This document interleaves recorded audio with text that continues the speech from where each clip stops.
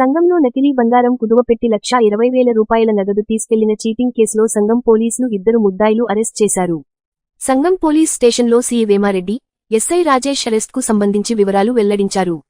సంఘంలోని ఆగ్మాన్ finance కంపెనీలో 6వ తేదీన 2 వ్యక్తులు నకిలీ బంగారం కుదువపెట్టి ₹1,20,000 నగదు తీసుకెళ్లారని తెలిపారు. ఆగ్మాన్ ఫైనాన్స్ కంపెనీ మేనేజర్ ఫిర్యాదు మేరకు కేసు నమోదు చేసి దర్యాప్తు చేపట్టామని చెప్పారు.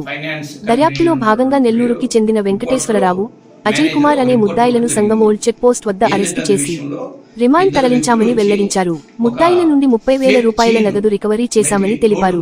2 ముద్దాయిలు పలు ప్రాంతాలలో ఇలాంటి నేరాలకు పాల్పడ్డారని తెలియచేశారు.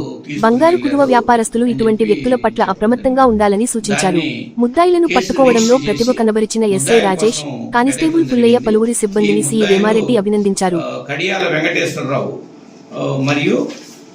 వేలూరు అజయ్ కుమార్ అనేటువంటి 2 ముద్దాయిలు, వీళ్ళకి హైదరాబాద్కు చెందినటువంటి రమేష్ అనేటువంటి ఒక వ్యక్తి ఈ యొక్క రోల్డ్ గోల్డ్ చైన్స్ వాస్తవంగా అయితే వీటికి బిఎస్ హాల్ మార్క్ ఉంటుంది. మరియు ఏ షాప్కి అయితే తయారు చేస్తామో ఆ షాప్ పేరు కూడా ముద్రించబడి ఉంటుంది, మార్కింగ్ ఉంది. అందువల్ల వీటిని నిజమని చెప్పి నమ్మి తాకట్టుకు పెట్టుకున్న నుంచి ప్లెడ్జిదారులందరూ కూడా వీటి నిజమని చెప్పి పెట్టుకోవడం జరిగింది.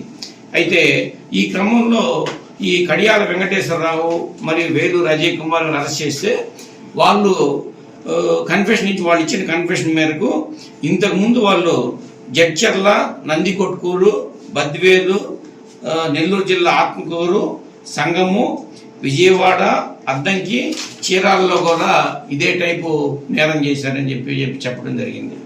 అయితే మన దగ్గర ₹1,20,000 అతని భార్య అయినటువంటి కడియాల మౌనికకి సిడిఎంఏ అని ఉంటుంది బ్యాంకులో, దాంట్లో ట్రాన్స్ఫర్ చేయడం జరిగింది.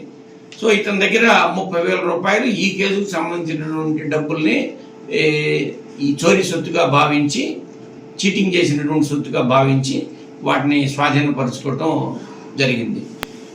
ఈ కేసులో ముద్దాయిల్ని పట్టుకున్నటువంటి మా సంఘం ఎస్ఐ గారు, మరి మా హెడ్ కానిస్టేబుళ్ళు, ఏఎస్ఐ గారు, వెంకటరావు గారు కానిస్టేబుల్, వీళ్ళందరూ కూడా అభినందించడం జరిగింది. మంచి కేసు డిటెక్ట్ చేయడం జరిగింది అని చెప్పి బంగారం తాకట్టు పెట్టుకునేటువంటి ఈ పాన్ బ్రోకర్స్కి కానీ, వ్యాపారస్తులు కానీ, ఇతర షాపుల వారందరికి కూడా రిక్వెస్ట్ ఏంటంటే, మీరు దయచేసి ఇట్లాంటి బంగారాన్ని తాకట్టు పెట్టద్దని చెప్పి పెట్టుకోవద్దని చెప్పి రిక్వెస్ట్ చేయడం జరుగుతుంది.